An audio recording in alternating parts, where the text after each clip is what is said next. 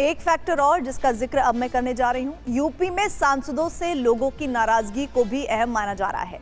Experts का मानना है कि पीएम मोदी और सीएम योगी के फैक्टर के आगे बीजेपी से उम्मीदवार फाइनल करने में चूक हुई। बीजेपी ने लोगों की नाराजगी को अहमियत नहीं दी। यूपी में कई ऐसे सांसद इस बार चुनावी मैदान में थे जो क्षेत्र से गायब रहने और विकास न करने की वजह से अपना भरोसा खो चुके थे। माना जा रहा है कि इसी वजह से यूपी में एनडीए का वोट शेयर नीचे गिर गया।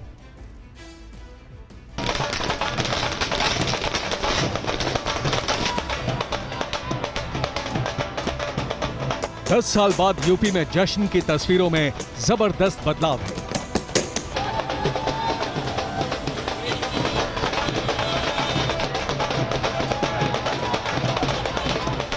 वजह वो आंकड़े हैं जिसने चुनावी विश्लेषकों को हैरान किया और बीजेपी को निराश। ये तस्वीरें इसलिए अलग हैं क्योंकि यूपी में 2014 में बीजेपी ने 71 सीटें जीती थी।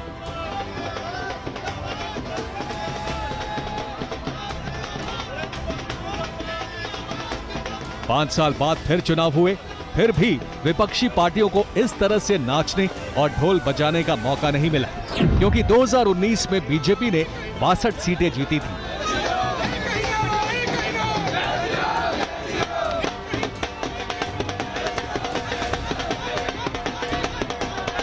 लेकिन 2024 में जून की इस गर्मी में भी कांग्रेस और समाजवादी पार्टी के गठबंधन को नतीजों से गजब का सुकून मिला है, क्योंकि बीजेपी यूपी में इतिहास दोहराने की जगह नीचे फिसल गई।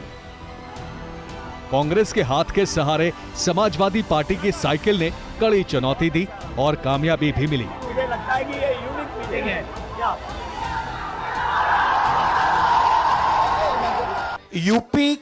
यूपी की जनता से मैं कहना चाहता हूं, आपसे ज्यादा पॉलिटिकल विजडम, मतलब आपने कमाल करके दिखा दिया। यूपी की जनता ने कमाल करके दिखा दिया। नहीं, बहुत सारे स्टेट्स ने कमाल करके दिखाया, मगर बीजेपी यूपी ने हिंदुस्तान की राजनीति समझकर, कॉन्स्टिट्यूशन पर खतरा समझकर उत्तर प्रदेश ने कॉन्स्टिट्यूशन की रक्षा की है।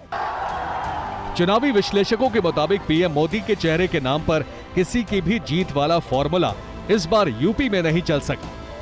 स्थानीय लोग अपने सांसद से नाराज थे। बीजेपी ने फिर सांसदों को टिकट दिया। क्षेत्र में विकास न होने से लोग गुस्से में थे। सांसदों के क्षेत्र में नहीं रहने से नाराजगी थी।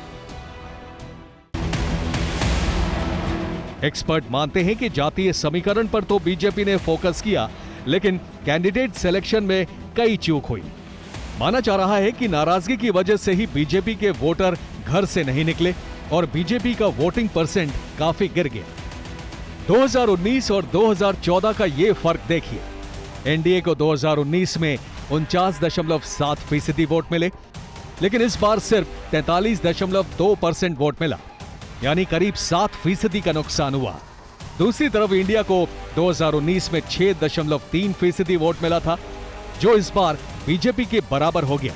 अन्य को वोट 38.9 से 12.7 नीचे चला गया, यानी इंडिया की तरफ वोटर का एक बड़ा वर्ग इस बार शिफ्ट हुआ, तो वहीं बीजेपी के वोटर या तो कहीं शिफ्ट हुए या फिर वोट देने ही नहीं गए। दूसरी तरफ इस बार अखिलेश यादव बड़ी सावधानी से उम्मीदवार चुन रहे थे।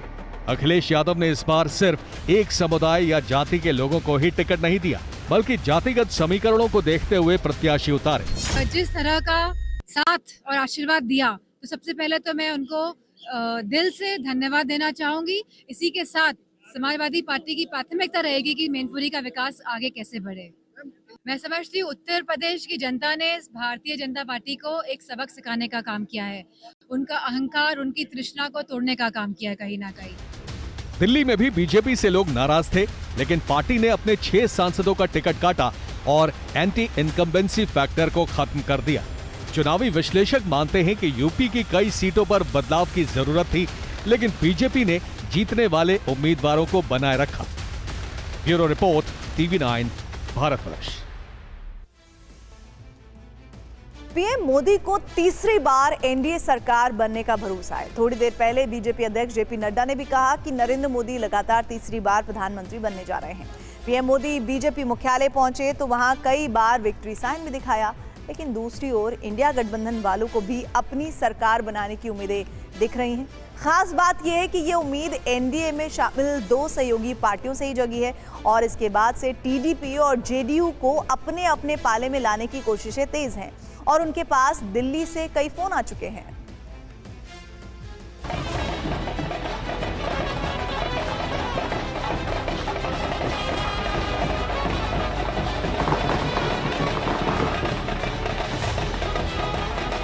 लोकसभा चुनाव के नतीजे आंकड़ों में दिखा रहे हैं कि एनडीए की सरकार आराम से बन रही है, लेकिन 10 साल में पहली बार है जब बीजेपी 272 के जादुई आंकड़े को नहीं छू पाई है।